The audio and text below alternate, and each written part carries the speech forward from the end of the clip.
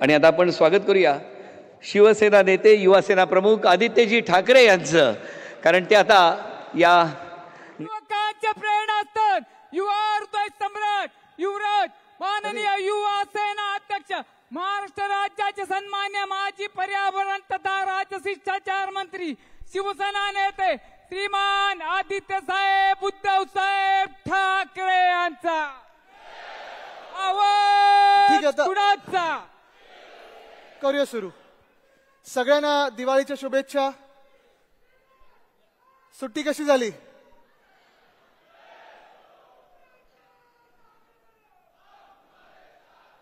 जोश दिसत आहे सगळीकडून. अजून मागे पण लोक येत आहेत, दिसत आहेत.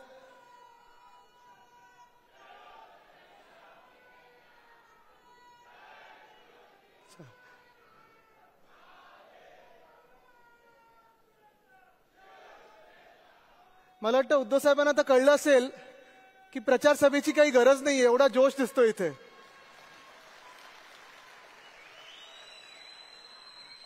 पण आजची अच्छा, एकदा सगळ्यांसाठी टाळ्या वाजवा म्हणजे मला पण कळेल सुरुवात करायची.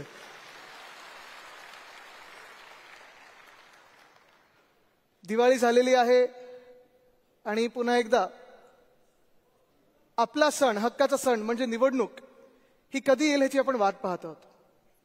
अर्थात आपण पाहतोय वॉर्ड बाउंड्री बघितले, आपण वॉर्डची रिझर्वेशन बघितले, आपण अनेक जण आपण इच्छुक पण आहोत, मेहनत चालू केलेली आहे, तयारी सुरू केलेली आहे. पण हे सगळं होत असताना मला वाटतं सगळ्यात एक महत्वाची गोष्ट जी आपल्याला सर्वांना पाहायची आहे आणि करण्याची आहे ती म्हणजे मध्यंतरी तुम्ही ऐकलं असेल खूप सगळीकडे चाललेलं वोट चोरी, वोट चोरी, वोट चोरी. किती लोकांनी पाहिलं वोट चोरी बद्दल? सगळ्यांनी पाहिलं ना. वोट चोरी म्हणजे निवडणूक चोरी.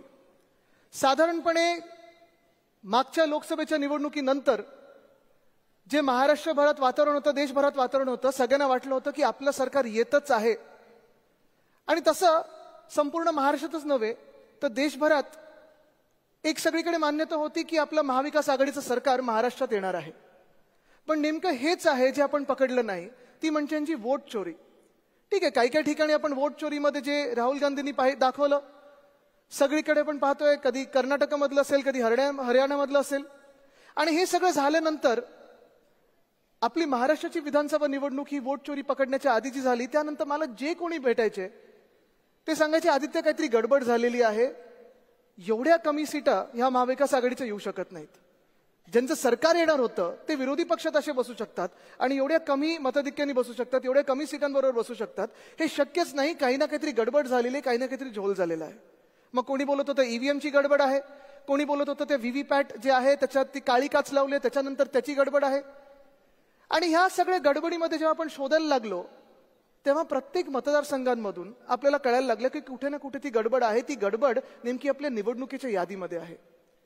हीच मी तुम्हाला आज एक उदाहरण दाखवणार आहे, कारण तुम्हाला सगळ्यांना आज इथे जे बोलवलेलं आहे ते एवढ्यासाठीच बोलवलेलं आहे की निवडणुका जेव्हा येतील आपले अनेक लोक जे इच्छुक असतील, अनेक लोकांना जे इच्छुक यासाठी असतील की आपला उमेदवार जिंकायला पाहिजे, आपली मशाल जिंकली पाहिजे, शिवसेना उद्धव बाळासाहेब ठाकरे पक्ष हा पुन्हा एकदा मुंबई महानगरपालिकेत सत्तेवर आला पाहिजे, ही सगळ्यांची इच्छा आहे. लढाईची ताकद आहे, जिद्द आहे, हिम्मत आहे. पण ही लढाई फक्त प्रचारातून होणार नाहीये. ही लढाई फक्त आता बॅनरवर होणार नाहीये. ही लढाई फक्त आता काही मोठ्या सभेंमधून होणार नाही, काही मोर्चांमधून होणार नाही. ते तर आपल्याला करायला लागणारच आहे. 1 तारखेचा मोर्चा आपला आहेच. पण ही लढाई ज्या मिनिटाला आपल्या हातात ड्राफ्ट रोल येईल ह्या महानगरपालिकेच्या निवडणुकीचा, तिथपासून सुरू होणार आहे. मी आज एक छोटं प्रेझेंटेशन देते आपल्या सर्वांना, कारण आपल्याला कळलं पाहिजे की जेव्हा आपण सांगतो की ड्राफ्ट रोल, आपण प्रत्येक जण गटप्रमुखांना सांगत असतो, आपण सगळे उपशाखा प्रमुख म्हणून पाहत असतो की यादीचं वाचन झालं पाहिजे, यादीचं वाचन झालं पाहिजे. मला वाटतं मागच्या डिसेंबर पासून आतापर्यंत उद्धव साहेबांनी अनेक अशी फ्लाइंग स्क्वॉड्स पाठवलेत. कधी स्थानिक लोकाधिकार समितीचे असतील, कधी आपले निरीक्षक येतात, कधी उपनेते येतात. अनेक वेगळ्या वेगळ्या आपण पाहतोय शाखेंमध्ये बैठकी झाली आणि त्याच्यातून एक जे सगळीकडे येत होतं ते म्हणजे यादीचं वाचन. किती शाखेंमध्ये यादीचं वाचन सुरू झालं जरा हात वरती करून मला दाखवा.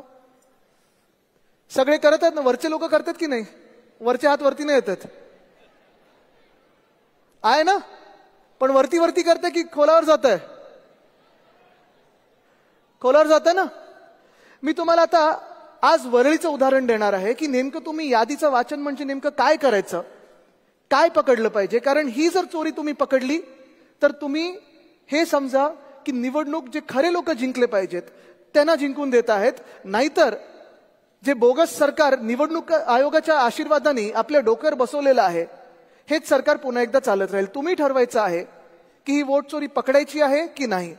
तुम्हाला आता प्रेझेंटेशन थोडं दाखवतो. बोगस सरकार, बोगस मतदार, हे नेमकं काय होतं हे तुम्हाला दाखवतो.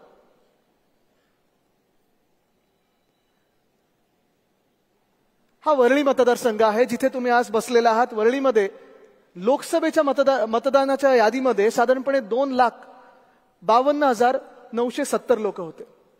तेच विधानसभेमध्ये किती झाले? 2,63,352. ठीक आहे, आम्ही समजू शकतो काही नैसर्गिक वाढ झाली असेल. आपली लोकसभेची निवडणूक कधी होती? मे महिन्यात. विधानसभेची कधी होती? ऑक्टोबरमध्ये. ह्या 4 महिन्यांमध्ये कदाचित वाढ झाली असेल, कारण आपली जी शेवटची यादी आली होती लोकसभेची ती एप्रिलच्या आसपास होती आणि विधानसभेची ही ऑक्टोबरमध्ये आली होती. इथे हा अच्छा, ह्याला एक मिनिट, इथे कोणीतरी हे जरा रिमोटचा. हा, आता तुम्ही पाहिलं असेल जी मी ती वाढ बोलत आहे, साधारणपणे वरळी मतदारसंघामध्ये लोकसभेपासून विधानसभेपर्यंत 16,043 लोकांची वाढ झालेली आहे. कदाचित आपणही नोंदवले असतील, काही जेन्युइन मतदार आले असतील, काही नवीन मतदार असतील, काही 18 वर्षाचे झाले असतील. ही वाढ आपण समजू शकतो. आणि डिलीटेड मतदार जे आहेत ते 5,661 आहेत. पण ही मतदारसंख्या जी वाढली होती त्याच्यात जेव्हा आम्ही अभ्यास करायला लागलो, ज्या खोलावर गेलो की खरोखर एवढे मतदार वाढलेत का, खरोखर एवढे मतदार डिलीट झालेत का, कोण आहेत हे डिलीटेड मतदार, हे वाढलेले मतदार कोण आहेत हे पाहिल्यानंतर आपल्याला दिसतं साधारणपणे 19,333 मतदार 2 लोकांनी ह्या यादीवर अभ्यास केल्यानंतर पकडलं जात आहेत की हे 19,333 मतदार हे गडबडीतले आहेत. ह्यांना आम्ही अनॉमली बोलतो, स्टॅटिस्टिक्समध्ये ह्यांना अनॉमली बोलतात. म्हणजे काहीतरी कुठेतरी गडबड आहे. ही कुठची गडबड आहे आणि कुठची गडबड नेमकी आपण पकडली पाहिजे ह्याचं आता तुम्हाला उदाहरणं देतो. हे एक जबरदस्त उदाहरण आहे. नरहरी कुलकर्णी हे वोटर लिस्ट 196 मधले आहेत. लोकसभेचे फोटोवर आपण सगळे ब्लर केलेले आहेत. फोटोग्राफ सगळ्यांचे थोडे भुरकट केलेले आहेत कारण कोणालाही प्रायव्हसीचा प्रॉब्लेम नसावा म्हणून आपण फोटोग्राफ्स थोडे भुरकट केलेले आहेत. ते फोटोग्राफ्स आपल्याकडे आहेत, मतदार यादी पण आहे. पण हेच तुम्ही बघा, जे साधारणपणे लोकसभेमध्ये ही व्यक्ती नरहरी कुलकर्णी डिलीटेड होती. का डिलीटेड होती? कारण मृत झाली, डेड झालंय असं त्यांनी सांगितलं. हीच व्यक्ती यांनी पुनर्जन्म घेतला सेम नावानी आणि मतदान केलं येऊन विधानसभेमध्ये. बरं, आम्ही ह्यांच्या घरी गेलो, चेक करायला गेलो. साधारणपणे खरोखर आहेत नाही आहेत काय, कारण हे ई दिसलं की डेड आहे. पण ही मतदार यादी बदललेली आहे, तुम्ही पाहू शकता. आणि इपिक नंबर हा वेगळा झालेला आहे. म्हणजे पुन्हा एकदा ह्यांचं कोणीतरी रजिस्ट्रेशन नव्याने केलेलं आहे. जी व्यक्ती आता नाहीये तिचं रजिस्ट्रेशन पुन्हा एकदा केलेलं आहे. नावात थोडं स्पेसिंगमध्ये बदल केलेला आहे. इपिक नंबर वेगळा दिलेला आहे, यादी वेगळी केलेली आहे आणि ह्यांनी जाऊन विधानसभेत मतदान केलेलं आहे. मतदान झाल्यानंतर पुन्हा या व्यक्तीला यादीतून काढलेलं आहे. हे पहिलं उदाहरण आहे. म्हणजे ह्याचा अर्थच हा आहे की साधारणपणे जेव्हा आपण गटप्रमुख म्हणून असू किंवा उपशाखा प्रमुख म्हणून असू किंवा कुठचेही पदाधिकारी म्हणून असू, जेव्हा आपण प्रत्येक यादीचा अभ्यास करायला बघतो, आपली जबाबदारी जी आपल्याला उद्धव साहेब नेहमी सांगत असतात की निवडणुकीत माझी जबाबदारी काय, तर गटप्रमुख म्हणून असेल, उपशाखा प्रमुख म्हणून असेल, माझी जबाबदारी म्हणजे माझी यादी तेवढीच बघायची. त्या 1200 आणि आज तर पुन्हा एकदा ते इलेक्शन कमिशनच्या प्रेस कॉन्फरन्समध्ये तुम्ही पाहिलं असेल की 1200चीच यादी असणार आहे. हे 1200 लोकांमध्ये मी किती लोकांना ओळखतो, ह्या किती लोकांमधून किती लोक आता जिवंत आहेत, किती लोकांचं मृत्यू झालेला आहे, ह्या मृत्यू झालेल्या लोकांमधून किती लोकांना रजिस्टर केलंय हे देखील आपण पाहणं गरजेचं आहे. दुसरं म्हणजे मतदाराचं नाव आणि त्याच्या वडिलांचं नाव हे सेम टू सेम आहे. आता पहा तुम्ही, विठ्ठल झाड, विठ्ठल रामचंद्र झाड 108 यादीतले आहेत. राजी कुप्पूर स्वामी एकच आहे. सुलेमान मोहम्मद रजाक सेम आहे. पुन्हा एकदा यांचे सगळ्यांचे फोटो आपण भुरकट केलेले आहेत, कारण आपल्याला कोणाला प्रायव्हसीमधून त्रास द्यायचा नाहीये. पण हे देखील तुम्ही पाहिलं पाहिजे, जेव्हा यादी आपण पाहतो असे आपल्याला वरळी मतदारसंघांमध्ये 502 मतदार सापडलेले आहेत. म्हणजे वडिलांचं नाव पण तेच आहे किंवा रिलेटिव्हचं पण नाव तेच आहे आणि स्वतःचं पण नाव तेच आहे. हे तर ठळकपणे आपल्याला एक यादी वाचनमध्ये जी आता यादी येईल त्याच्यात तुम्हाला दिसेल ही यादी सगळ्यांकडे आहे ऑलरेडी. तर त्याच्यात हे तुम्ही पाहिलं पाहिजे की किती अशी नावं आहेत जी साधारणपणे सेम टू सेम आहेत. आता हे भलतच प्रकार आहे. मतदाराचं नाव आणि वडिलांचं नाव, पुरुष मतदार घेतलेत आपण, कारण महिला मतदारांच्या वडिलांचं नाव बदलतं किंवा पतीचं नाव त्याच्यात येतं. पण हा जर प्रकार पाहिलात तुम्ही, ह्यांचं नाव काय? गिरीश गजानन म्हात्रे. वडील कोण आहेत? भांजी पटेल. चांगले, म्हणजे कोणीतरी आपल्या राज्यात गुजरातमधून मराठी झालं, चांगलंय. आता ह्यांचं नाव आहे काय? डुयोडाप रामवंदन यादव आणि वडिलांचं नाव आहे सहुदेव वाघमारे. ह्यांचं नाव आहे संतोष कुमार सरोज आणि वडिलांचं नाव आहे राधेश्याम. बरं, ह्याच्यात घर क्रमांक ठीक आहे, पण बाकीचं काय तिथे दिले नाहीये. असे मतदार आपल्या मतदारसंघामध्ये म्हणजे वरळीमध्ये 720 सापडलेले आहेत. हे देखील आपल्याला दिसणार आहे. एक यादीत झलक मारली आपण, एकदा पाहिलं आपण की वडिलांचं नाव काय आहे किंवा पतीचं नाव काय आणि स्वतःचं नाव काय, हे जर पाहिलं तर असे पुन्हा एकदा आपल्याला कितीतरी मतदार दिसतील जे असे घोळ केलेले मतदार आहेत.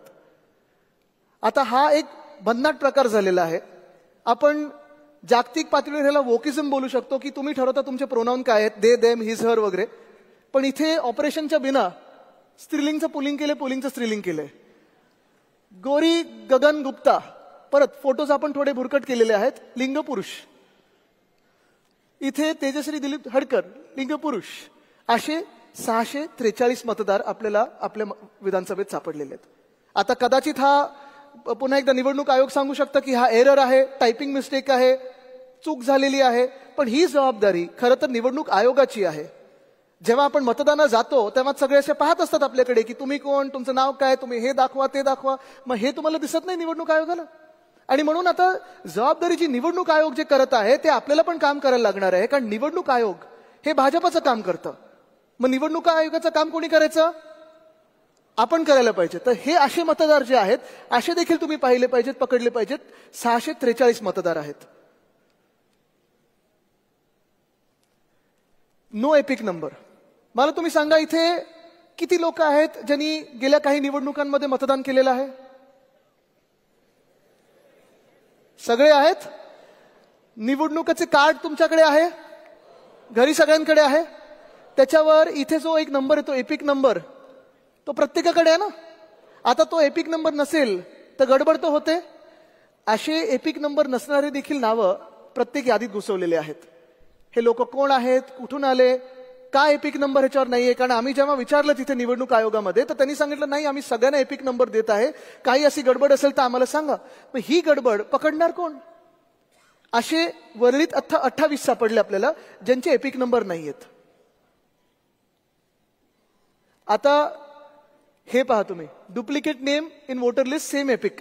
एपिक नंबर सेम आहे, सगळं सेम आहे, पूर्णपणे सेम. पण त्याच वेगळ्या वेगळ्या यादींमध्ये, एका यादीमध्ये सेम टू सेम नावं, कुठे छोटासा इकडे तिकडे बदल केलेला आहे. म्हणजे डुप्लिकेट असे किती मतदार असतील, किती मतदार कार्ड बनले असतील हे तुम्ही पाहिलं पाहिजे. असे 133 मिळालेले आहेत जे डुप्लिकेट नावं आहेत, सेम टू सेम आहे.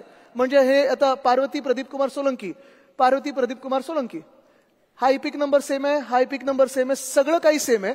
पण हे दोनदा आलं यादीमध्ये, दोनदा आलेलं आहे. म्हणजे कदाचित 2 लोक जाऊन मतदान करू शकले असतील यांच्या नावावर. असे 133 लोक आपल्याला सेम टू सेम सापडलेले आहेत. आता हे आहे सेम पर्सन डिफरंट एपिक. म्हणजे एका व्यक्तीचं 2दा किंवा 3दा मतदानाचं कार्ड बनवलेलं आहे, पण वेगळे वेगळे एपिक नंबर आहेत. आता तुम्ही उदाहरण म्हणून पाहायचं थोडं. आता हे उदाहरण खूप महत्वाचं आहे. हे उदाहरण जर तुम्ही पाहिलं तर ही अनया सहानी, बाकी सगळं जर तुम्ही पाहिलं किरण साहनी नाव, आईचं नाव किरण साहनी, हे दोन्ही बरोबर आहे. पण हिचं इकडे नाव अनाया सावनी केलेलं आहे, इथे अनया सहानी आहे. फोटो दोघींचा सेम आहे, आता मी भुरकट केलेला आहे, पण सेम टू सेम फोटो. जुळी आहेत का आम्हाला माहिती नाही, पण सहानी सावनी कसं बदललं माहित नाही. घराचा पत्ता सेम आहे, सगळं काही सेम आहे. बाकी हे 2 बदललेले एपिक नंबर आहेत. म्हणजे इपिक नंबर जर हा युनिक असेल तर मग एका व्यक्तीचे 2 कार्ड्स थोडीशी नावं आडनावं इकडे तिकडे करून तोच पत्ता, तेच वय, आईचं नाव तेच आहे, फोटो तेच आहे, इपिक नंबर बदलून वेगळे वेगळे मतदार असे किती कार्ड्स केले असतील हे तुम्ही तुमच्या मतदारसंघांमध्ये बघितलं पाहिजे. ही देखील वोट चोरी तुम्ही पकडली पाहिजे. ह्यांचं तर आता एवढं भुरकट झालेलं आहे नाव. कारण अजून एक तुम्हाला सांगतो, निवडणूक आयोगाचा जो रोल आहे तो एक तर मशीन रिडेबल नाहीये, तो तुम्हाला कन्वर्ट करायला लागतो.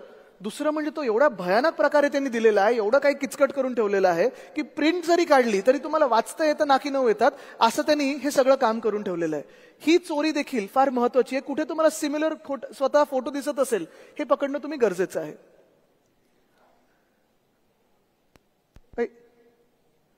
नाही थांबा,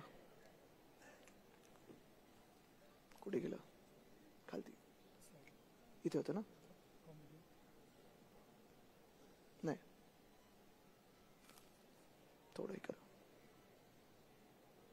नाही घाबरू नका, निवडणूक आयोग इथपर्यंत पोहोचला नाहीये.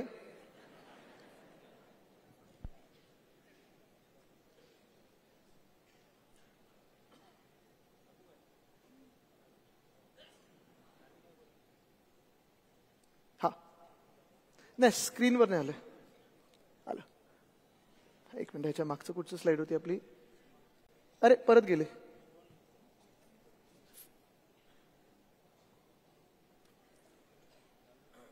नाही, ह्याच्यावर नाही आले. No EPIC. आता हे मतदार झाले आपले. नो एपिकचं दाखवलं मी, हे पण दाखवलं, हे पण दाखवलं. आता हे सगळ्यात महत्वाचं आहे. आतापर्यंत तुम्ही पाहिलं असेल की आपण वेगळी टेक्नॉलॉजी वापरून, वेगवेगळे सॉफ्टवेअर वापरून जे नावांमध्ये गडबड आहे, जी इपिकमध्ये गडबड आहे, जे ॲड्रेसमध्ये गडबड आहे, हे सगळं आपण पकडू शकलेलो आहे. पण आत्तापर्यंत एकच सॉफ्टवेअर आहे, इरोनेट नावाचं, मला वाटतं त्याचं नाव इसीनेट केलेलं आहे, जे स्वतः निवडणूक आयोगाकडे आहे. ते एक गोष्ट पकडतं, ते म्हणजे फोटोचा प्रॉब्लेम. फोटोचा प्रॉब्लेम हे किती याद्यांमध्ये आहे, किती लोकांच्या मतदान कार्डवर आहे, हे अजून आपण पकडू शकत नाही. त्याला आपल्याला यादी वाचनच करायला लागतं. आणि म्हणून इथे आपला आकडा कुठचा आलेला नाहीये. हे फोटोज इथे भुरकट केले नाहीयेत, हे असेच फोटो आहेत. आता मला तुम्ही सांगा, जर तुम्ही पोलिंग एजंट म्हणून बसला असाल आणि हे कार्ड तुमच्या समोर आलं, कोण आहे त्या भूमिका पाटकर नावाच्या, काय पाहणार आहे तुम्ही याच्यात? एक फोटो असा आहे आपल्याकडे, ते आहे त्या कुठेतरी पुढे, याच्यात एकाचं नाक दाखवलंय. पण हे असे जे आहेत प्रकार, हे प्रकार तुम्हाला सहज एका यादीमध्ये नजर टाकल्यानंतर असेच पकडता आले पाहिजेत. कारण जिथे फोटो तुम्हाला ओळखताच येत नाहीये, काय आपले पोलिंग एजंट बसून पकडणार आहेत तिथे? बरं, ह्याचा आकडा पण नाहीये. म्हणजे जो पहिला आकडा मी बोललो ना स्टॅटिस्टिकल अनॉमलीचा, 19,333, हा आकडा फोटो जिथे नाही आहेत किंवा फोटोची गडबड आहे हे सोडू नये. म्हणजे असे अजून जर पकडले तर साधारणपणे वरळीच्या मतदारसंघामध्ये जी गडबड आहे, जे मतदार यादीमध्ये गडबड आहे, तो आकडा 22,000 ते 23,000 पर्यंत पोहोचू शकतो. 22,000 ते 23,000 हा कमीत कमी आकडा बोलतोय. हा आकडा अजून आम्हाला पकडायचा, त्याचं यादीचं वाचन सुरू आहे. जसं हा प्रॉब्लेम आहे तसं पुढचा आहे की फोटोच नाहीये, हे देखील तुम्ही पाहिलं असेल. आता हे अमित लाल बहादूर यादव जे आहेत, वडिलांचं नाव लाल बहादूर वगैरे, हे सगळं ठीक आहे, पण इथे फोटोच नाहीये. हे पण तुम्ही पाहिलं पाहिजे. कारण इथे एपिक आहे, ठीक आहे, मतदार यादी कुठची आहे हे पाहिजे, हे सगळं आहे, पण फोटो नसेल तर तुम्ही ओळखणार कसं आहे ना? हे तर पाहिजे आपल्याला. तर हे देखील तुमचं लक्ष असणं गरजेचं आहे. आता हे बघा, हे वरळीतले 2 मतदार आहेत. कोण पकडू शकणार आहे? हे तर एवढं युनिक आहे. इथे तर 3 भाषांमध्ये लिहिलंय. ही भाषा इंग्लिश आणि मराठी, एका कार्डवर 3 भाषा आहेत. आम्ही जेव्हा निवडणूक आयोगाकडे गेलो होतो, सगळेच आम्ही होतो, मग त्याच्यात उद्धव साहेब होते, राज साहेब होते, आम्ही सगळे बाकीचे पण नेते होते, जयंत पाटीलजी होते, पवार साहेब होते. आम्ही त्यांना विचारलं की असे जर असतील मतदार कार्ड, हे कारण अनेक आहेत, पूर्ण मुंबईमध्ये असे अनेक मतदार वोटर कार्ड्स आहेत, त्यांना आपण विचारलं की हे नेमकं काय गडबड आहे, हे कसं इथे येऊ शकतं? ते बोलले, सर नाही, बॉर्डर एरिया असेल तर ते कार्ड इकडचे तिकडे होऊ शकतात. बॉर्डर आपली कोणाबरोबर आहे? वरळी का तिकडच्या बॉर्डर बरोबर आहे? इथून 12 नॉटिकल माईल बाहेर गेलं तर तुम्हाला इंटरनॅशनल बॉर्डर लागेल. मग आफ्रिकेमधले कुठचे देश लागतात वगैरे हे पाहायला लागेल. पण ही भाषा कशी येऊ शकते? आणि ही जी गडबड आहे ही देखील तुम्ही पकडली पाहिजे. ही देखील निवडणूक आयोगाने सुधारणा करणं गरजेची आहे.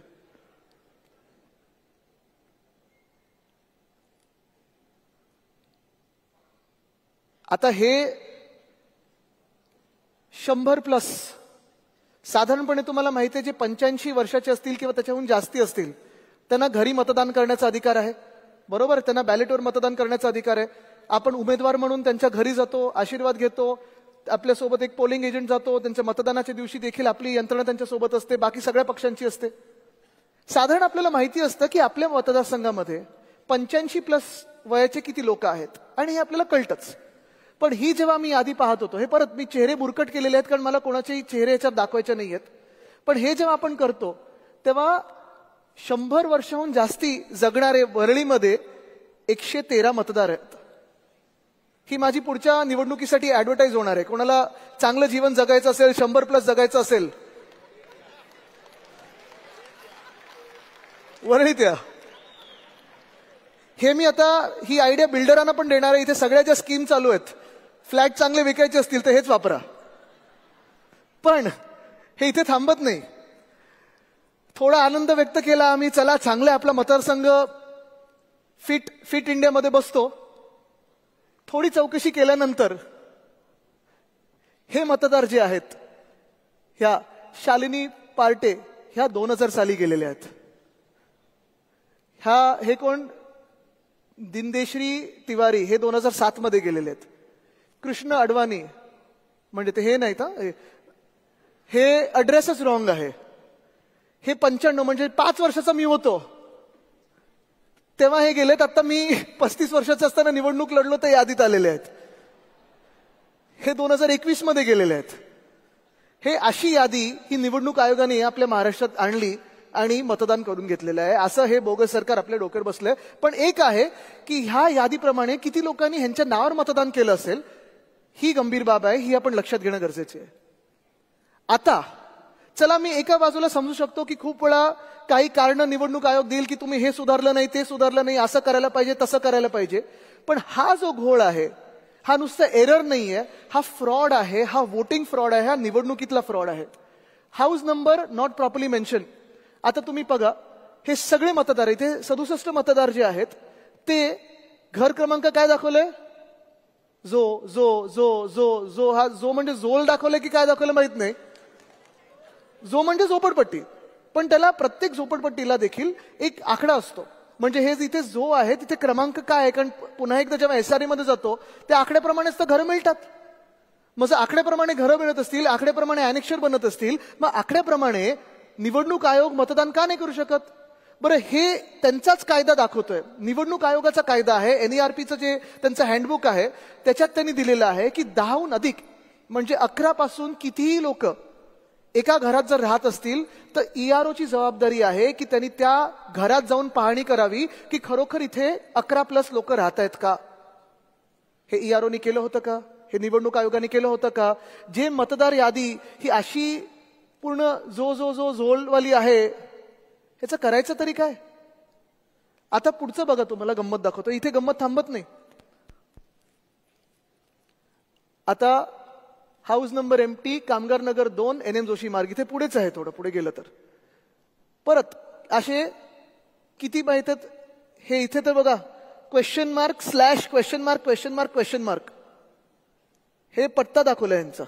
हे परत इथे मोकळं मोकळं मोकळं, इथे जो मोकळं मोकळं मोकळं काहीच नाही. इथे असे किती मिळाले असतील वरळीमध्ये, तर 4177 लोक मिळालेत ज्यांचे आता पताच नाहीये. आम्ही उमेदवार म्हणून ह्यांच्याकडे जायचं तरी कसं. आमचे जे पॅम्फलेट असतात, लिफलेट असतात किंवा प्रचाराला जायचं असेल तर निवडणूक आयोगाने सांगावं हे नक्की काय आहे, कुठे, हा पत्ता कुठे, question mark slash question mark question mark question mark, राहतात तरी कुठे, ही बिल्डिंग कुठे आहे. आता एक मिनिट, पुन्हा एकदा मी तुम्हाला दाखवतो. हा व्हिडिओ प्ले करतो, बघा, हा व्हिडिओ बघा.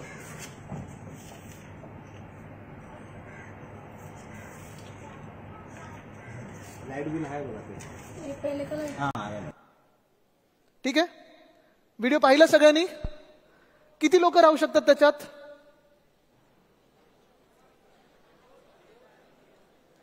2, 4 कोंबून कोंबून 5, 38 लोक दाखवलेत या घरामध्ये. आणि ते 38 मधून एक सुद्धा कोणी व्यक्ती तिथे राहत नाही. आम्ही जाऊन व्हिडिओ काढला, जाऊन पाहून आलो, एक सुद्धा त्या आडनावाचा व्यक्ती कोण तिथे राहत नाही. आणि असं जर पाहायला गेलं तर वरळीमध्ये एकंदर 214 घरं अशी दाखवली आहेत ह्याच प्रकारची, ज्याच्यात 3335 मतदार दाखवलेले आहेत. पाहायचा परत तो व्हिडिओ एकदा.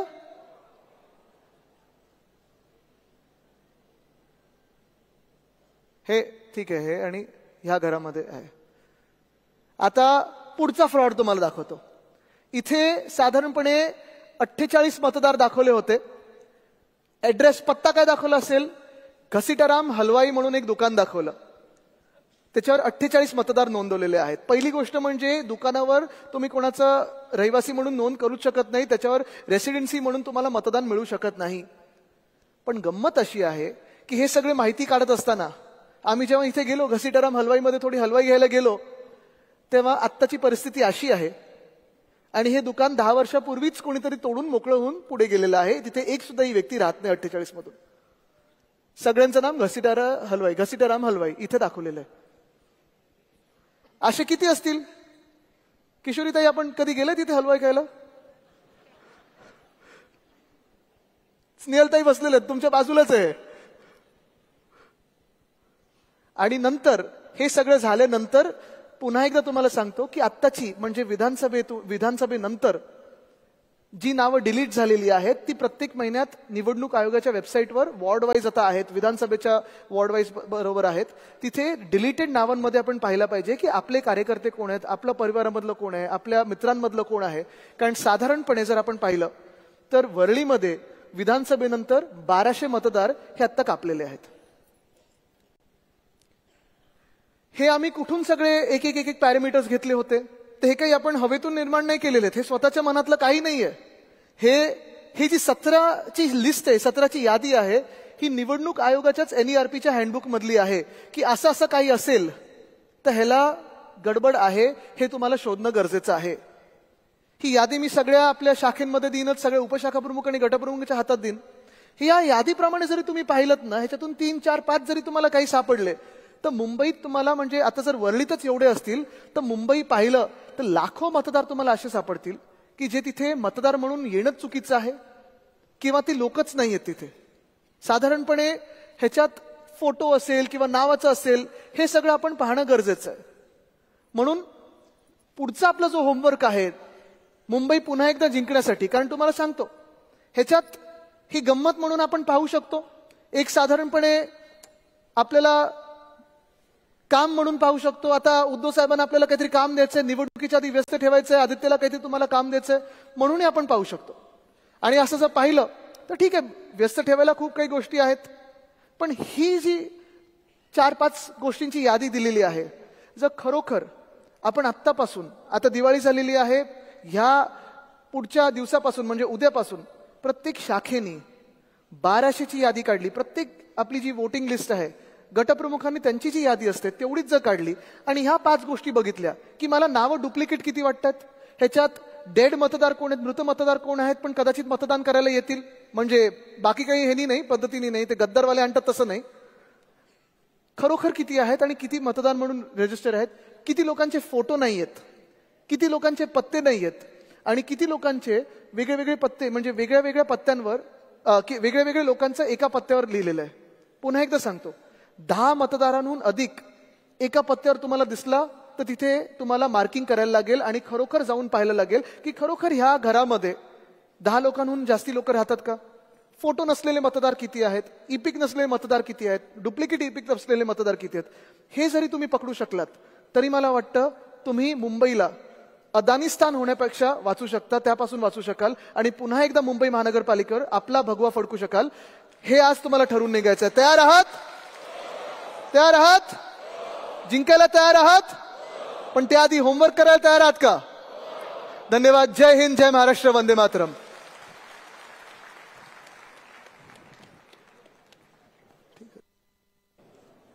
ठाकरेंकडनं मतदार यादीतल्या घोळासंदर्भातलं सादरीकरण आता काही वेळापूर्वी करण्यात आलेलं आहे आणि त्यांच्या वरळी मतदारसंघातल्याच अनेक भागांमध्ये झालेल्या घोळासंदर्भात आदित्य ठाकरे यांनी हे पॉवर पॉइंट प्रेझेंटेशन करून दाखवलं आणि काय काय नेमके घोळ आहेत हे त्यांनी निदर्शनास आणून दिलेलं आहे.